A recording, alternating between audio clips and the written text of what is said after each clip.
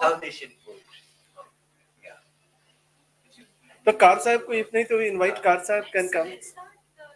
Yeah, you want to invite somebody else? Yeah. Robin is not there. He come na, please. Come. Yeah, Anshuman, please come. No. Come. Robin is missing. Robin was supposed to be here. Robin is missing. He didn't come. Yeah, I know. Anshuman's in my session afterwards. Yeah, you will be there in your session. Acha, your session. Oh. Anshuman, I think you should be here for the audience. Yeah. Come, you want to sit here? Okay. All right. So, welcome to this session. This is called Verses Across Borders, the Poetic Pulse of South Asia. I am Abhishek Chatterjee. I teach English literature, and we have with us,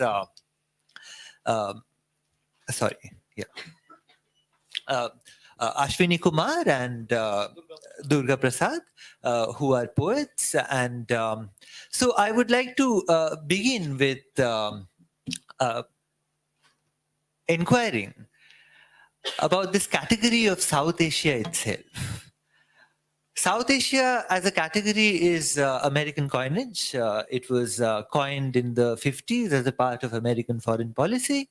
And what I would like to ask our poets here today is, do you feel any affinity with the term South Asia? So let's begin with this. I would not respond as a poet, but as a political scientist. I guess, as you rightly started out, South Asia is entirely a figment of imagination and a colonial imagination. On the other side, if you look at Indic civilizational history, there is a South Asia in the sense of Indic civilization. But that also contested of late. How do you define Indic civilization? What are the contours of Indic civilization? What are the spiritual, material, political, cultural, social, aesthetic tradition of Indic, traditions across, geographies and generation?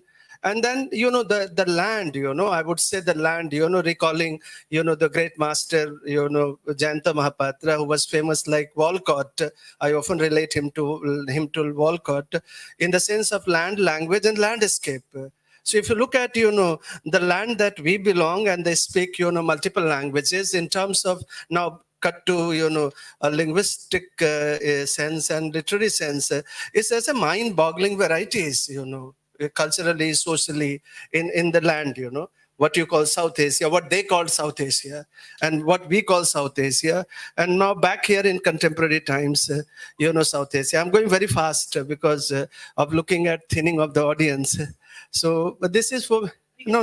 Oh, no, I'm just metaphorical, I'm kind of shuffling across my political science, politics, poetics, and, So in this South Asia, on a more serious note, and it has become a category. So when I went to America, and especially in South Asian departments, so there is a distinct, a cultural, ethnocentric, Eurocentric spin on that.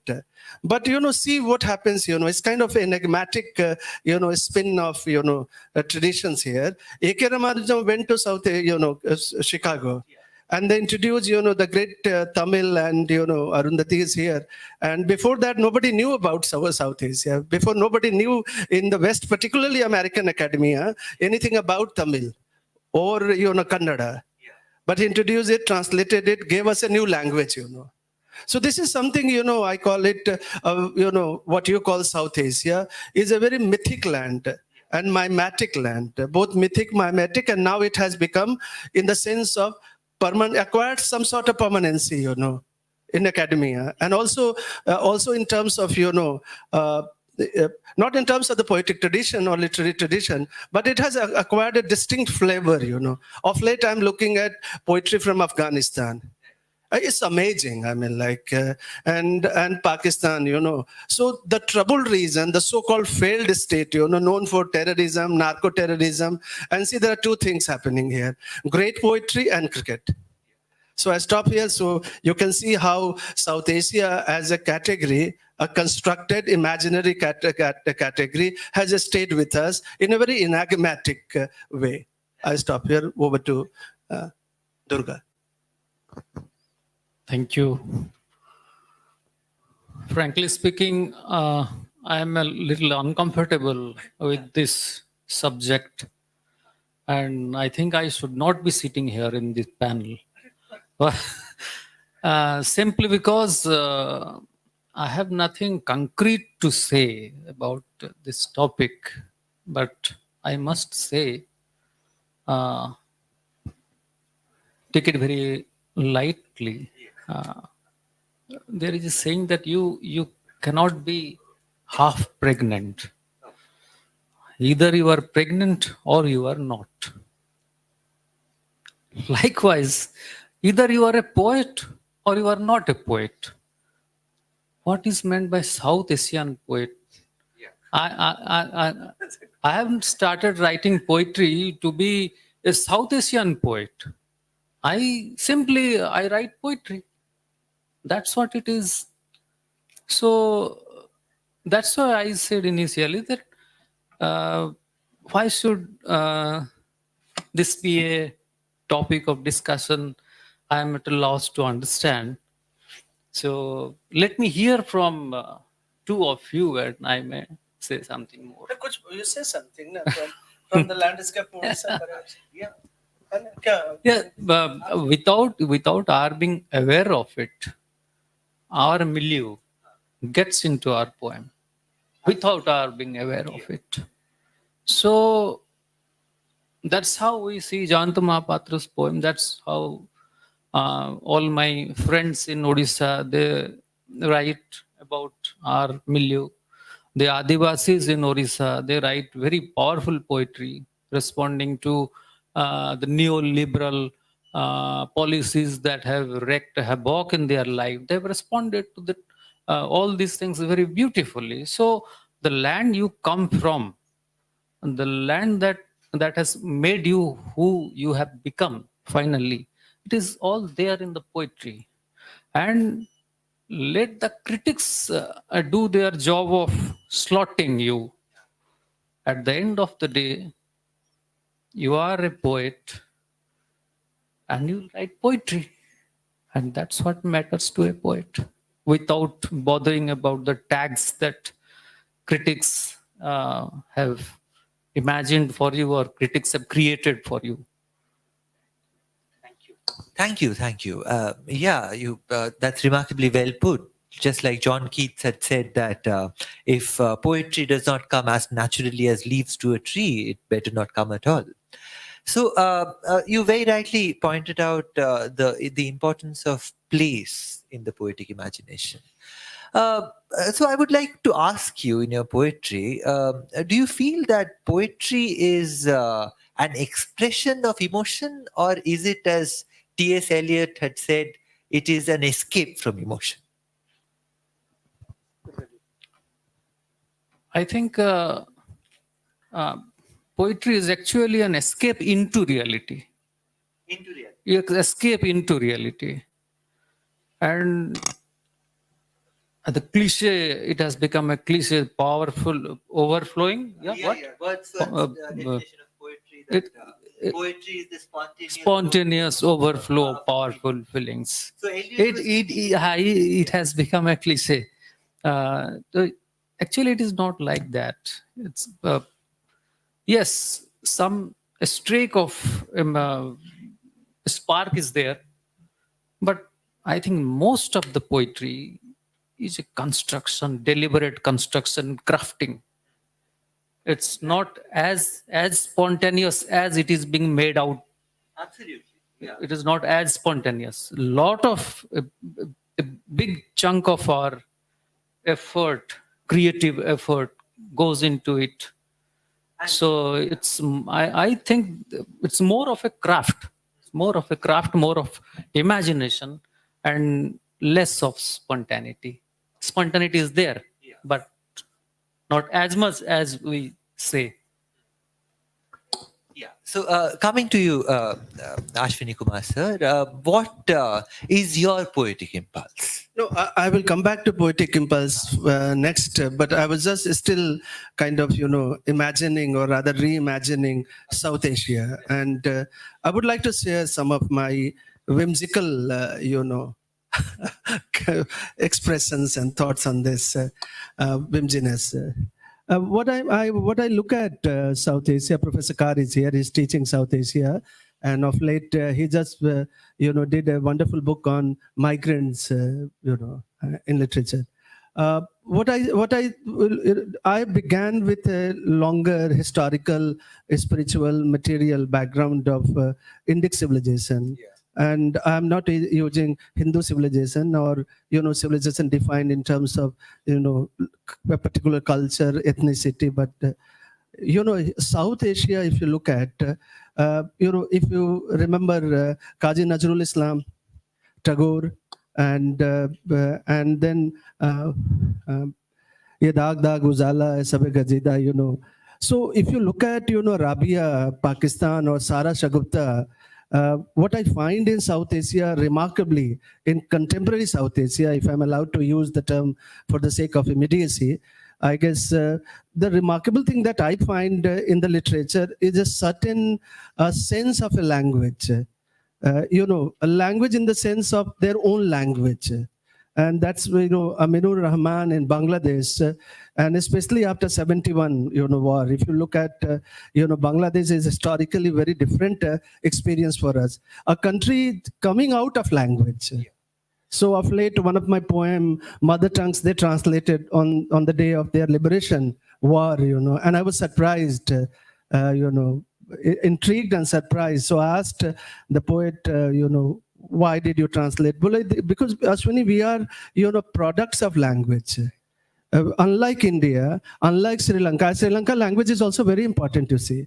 And there it started appearing to me that in South Asia, despite the diversity of languages and multiple tradition, what is so beautiful about this land and the landscape is the language. Everyone is looking for a language, his or her own language.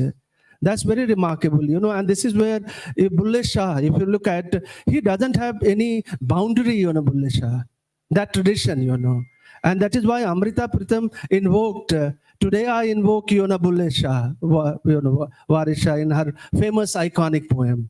So you see that, despite these boundaries, political boundaries, and cultural and ethnic boundaries, there is certain, hunger in terms of seeking your identity in terms of language.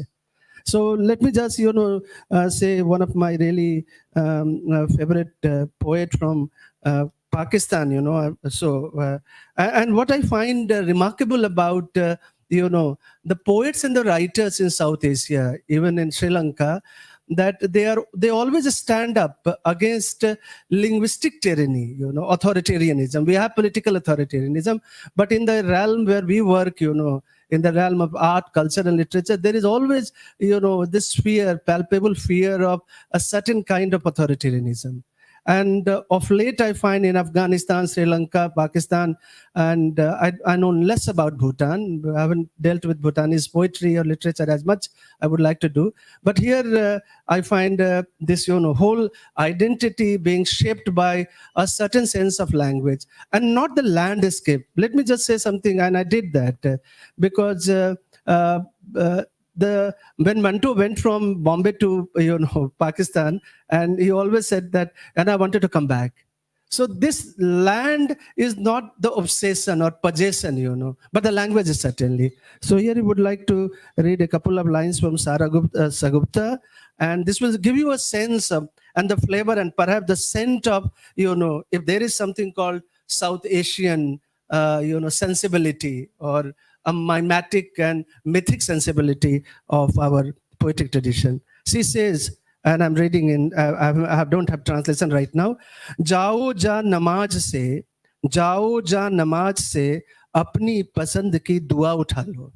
Jao ja namaz se, apni pasand ki dua utha lo. Har rang ki dua main maang chuki hu.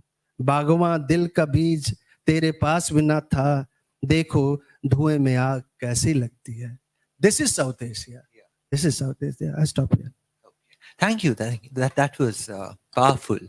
So both of you are bilingual poets, and do you feel this certain pressure when you're writing in English to cater to a Western gaze?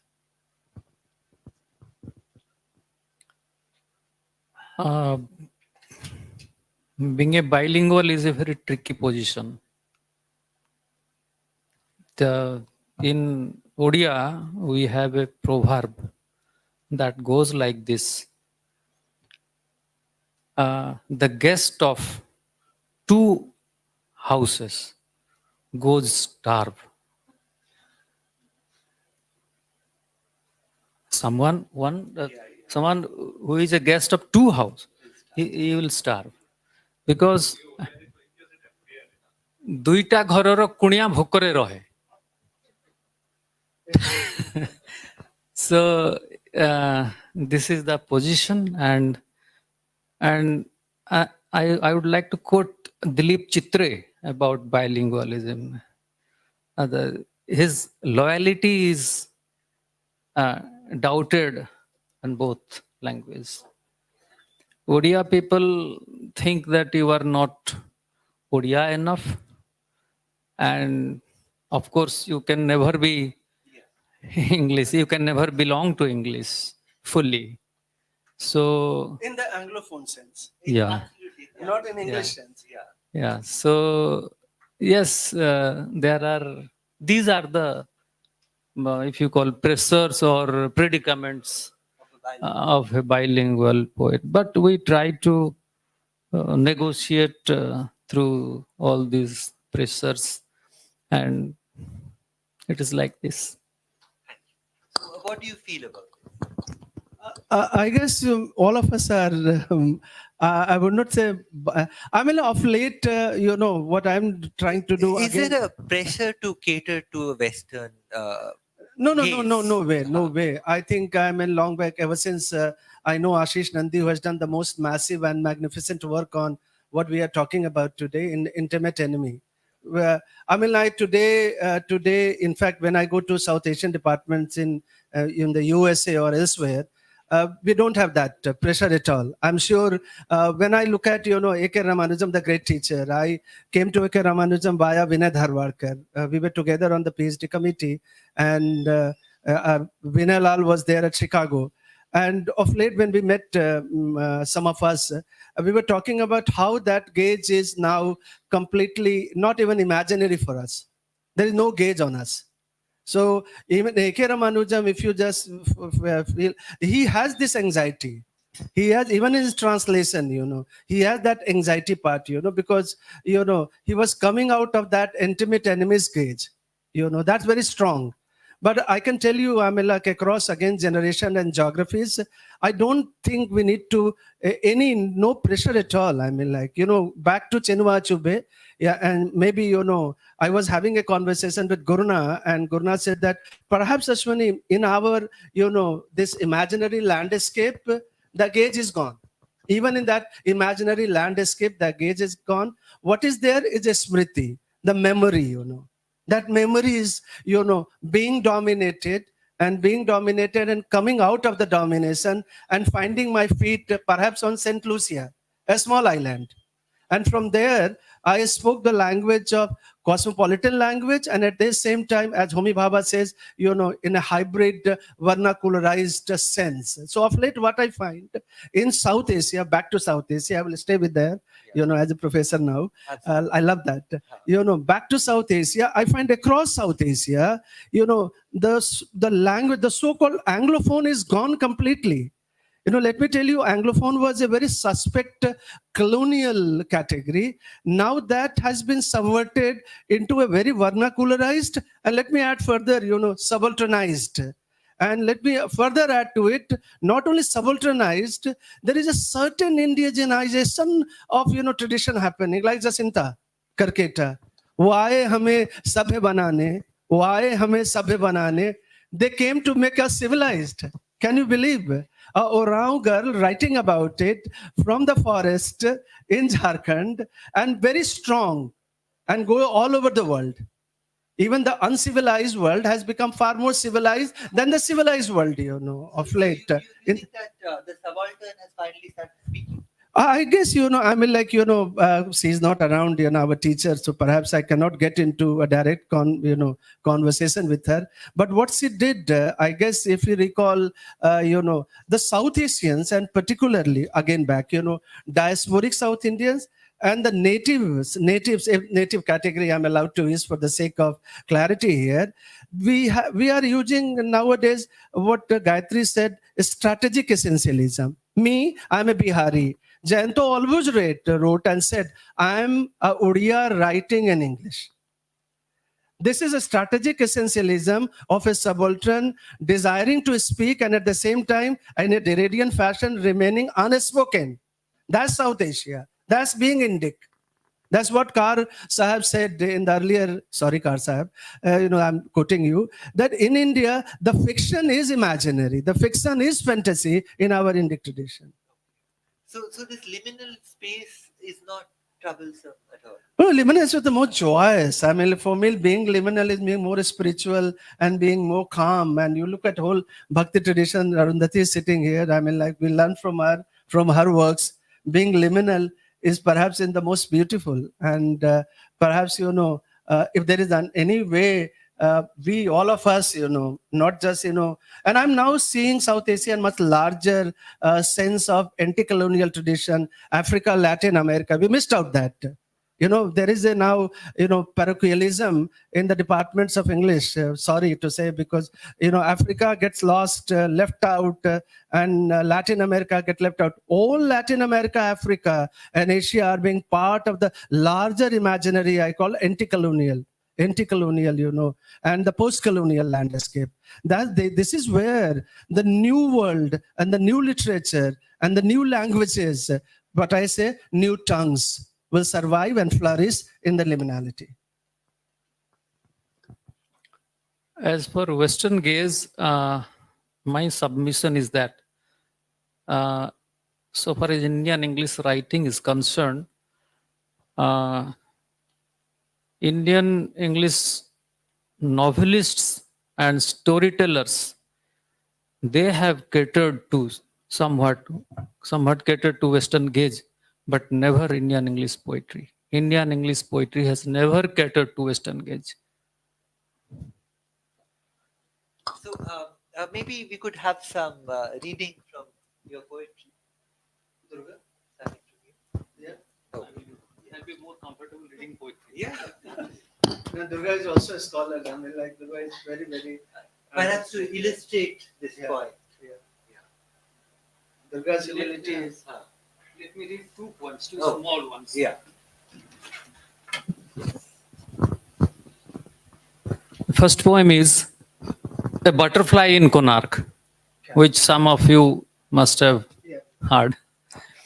A butterfly in Konark, hovering lazily over the filigreed, gyrating bodies on the walls of Konark, a vagrant polka-dotted butterfly sits awestruck on the taut nipple of a voluptuous Notch girl, wondering when exactly the flower turned so hard.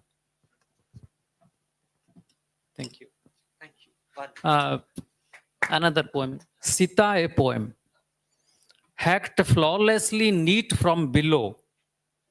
Hacked flawlessly neat from below, a woman is a continuous rupture, searing deep through her body and soul.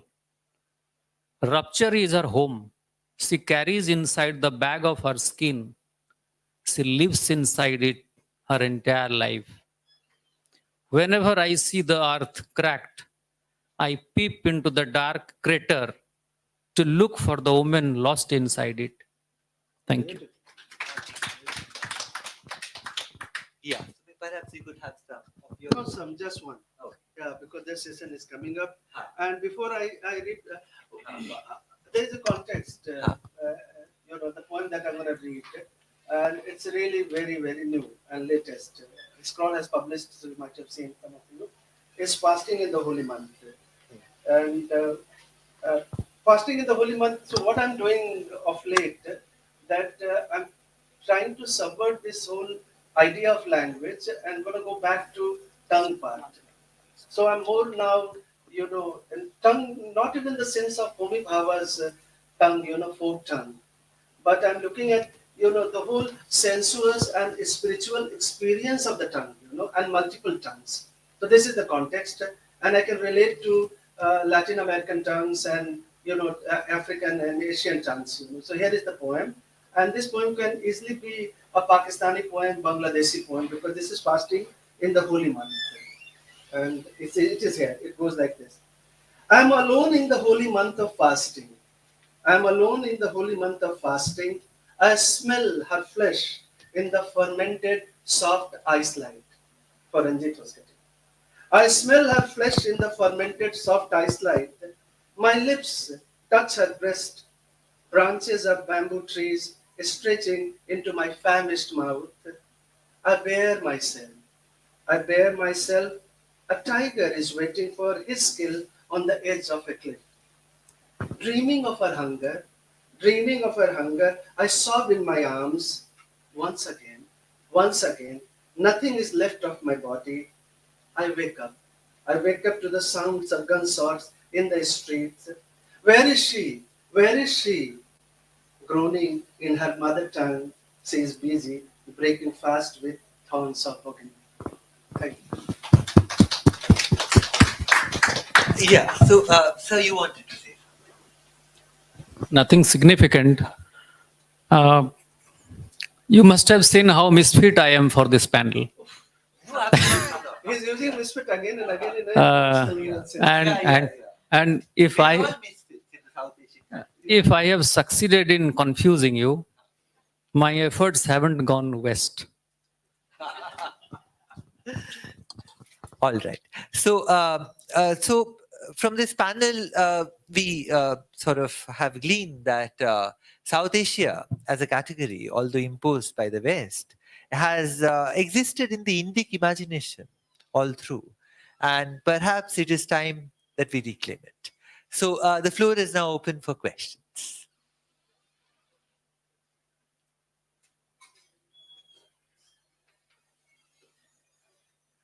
Okay. Or maybe comments from Yeah, questions, comments, responses to their poetry. Patnaik, Yeah. so, Professor Patnaik, perhaps. Yeah.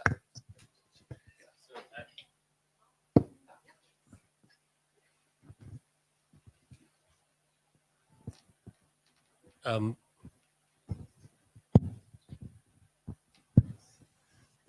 Actually, we have, I mean, from what Ashwini and Durga have been talking about, I thought that we could go a step further.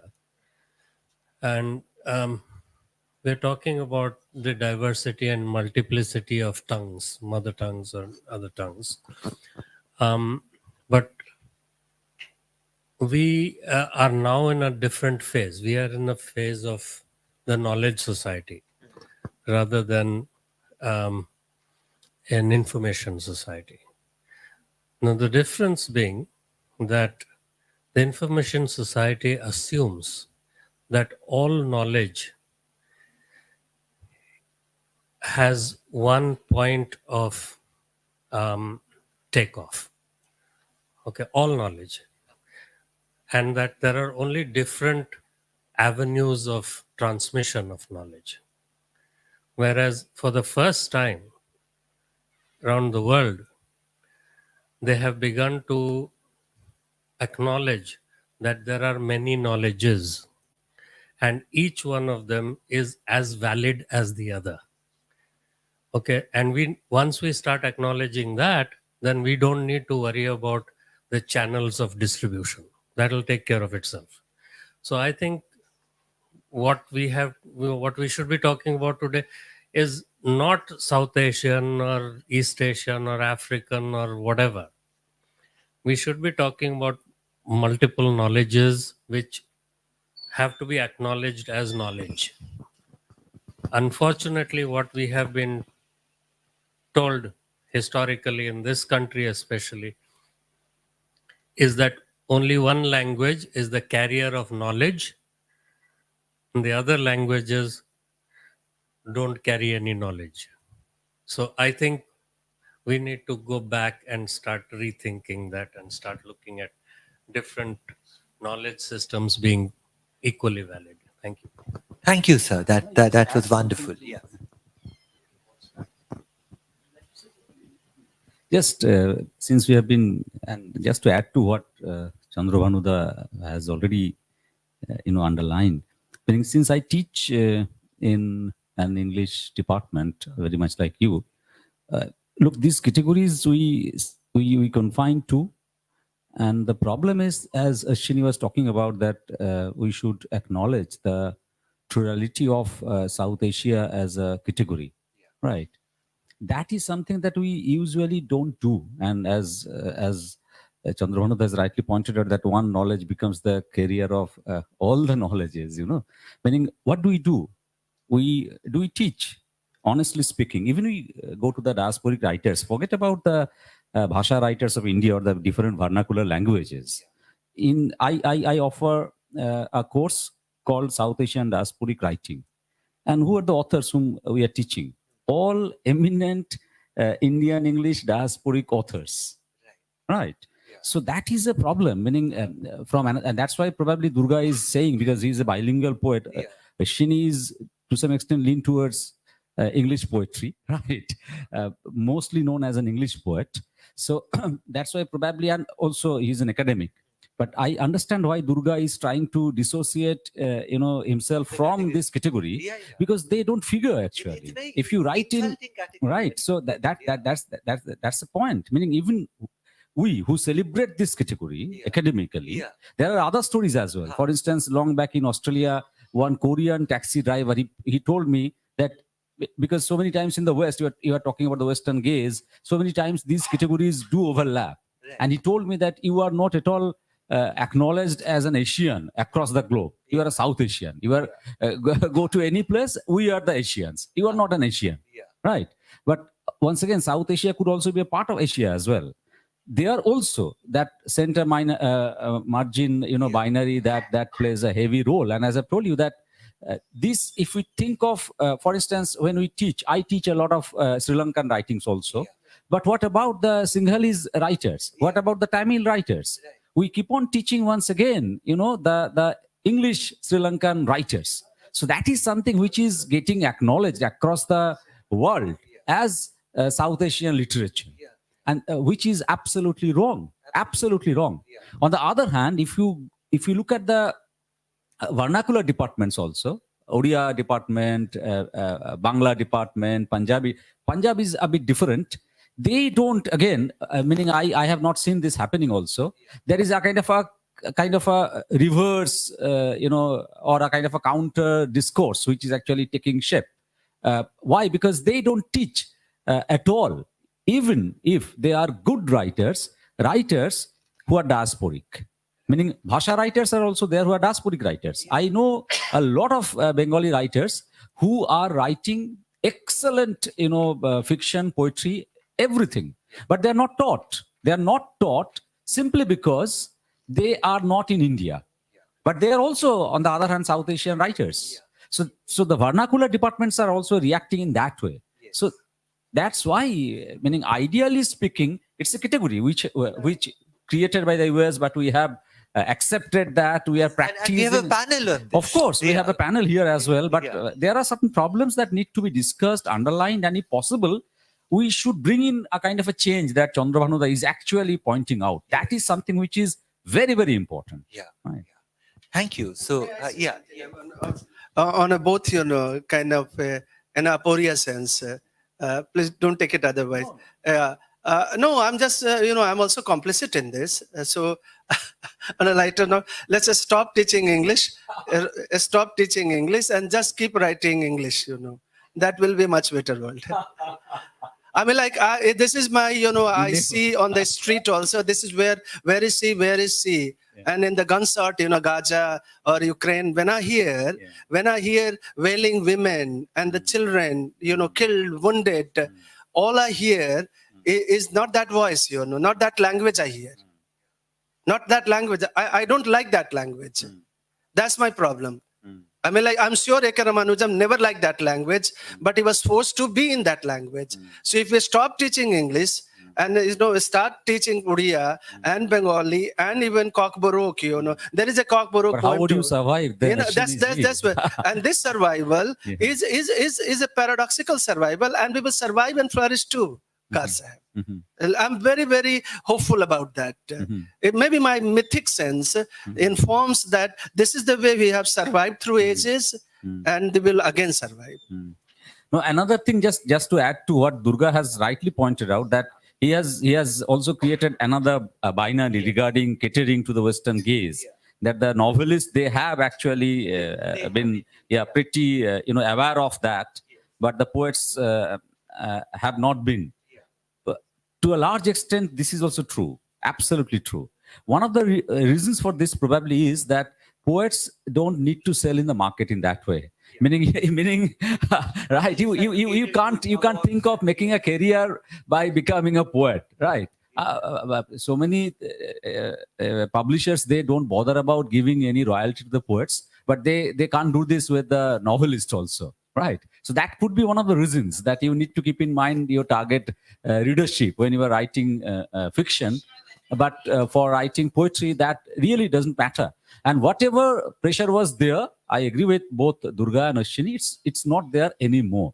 Now Indian English poetry is absolutely something different. Absolutely. Without any kind of need to look up to what they are doing and what they are actually saying about us, our poets are writing. You have a final comment? No, I will have to likely to say something. No, no. Yeah. Yeah. Happy to talk in the next session. Okay. All right. So we'll conclude then, and hopefully we will continue questioning these homogenizing categories.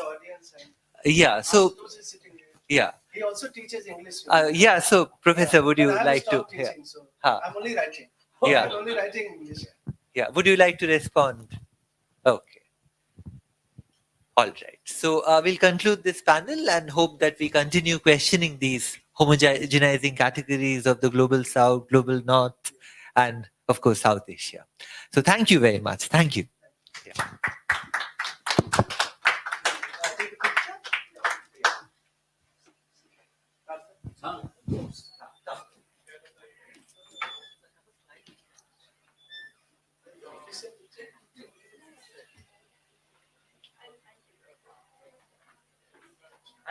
Sir, please, one.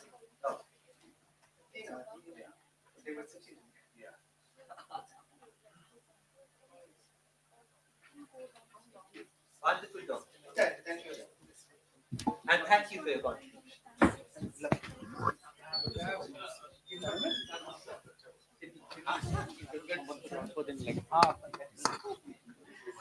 Yeah, please have it. And Yeah. Okay.